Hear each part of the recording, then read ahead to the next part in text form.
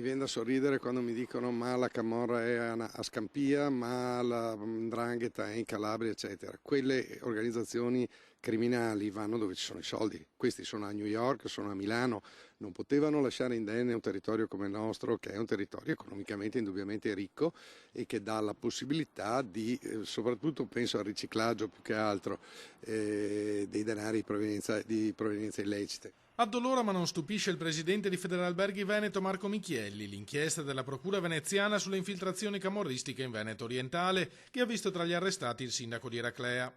Qui da noi, ricorda, è una storia dalle origini antiche che risale almeno al rapimento Pasti del 1981.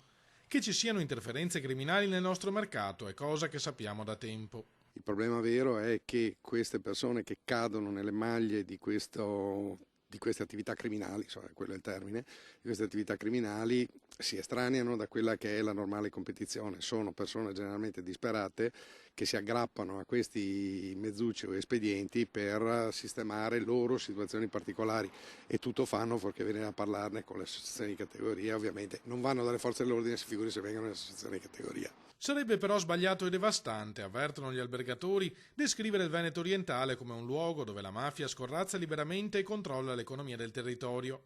Non ne facciamo una questione di immagine, ma di rispetto per la verità. Eraclea non è la Palermo degli anni 70. Teniamo presente che stiamo parlando di un comprensorio di spiagge che sviluppa 30 milioni di presenze turistiche durante l'estate, stiamo parlando di migliaia e migliaia di aziende, stiamo parlando di un'economia non sostanzialmente sana che ha qualche, è una bellissima pelle con qualche brufolo.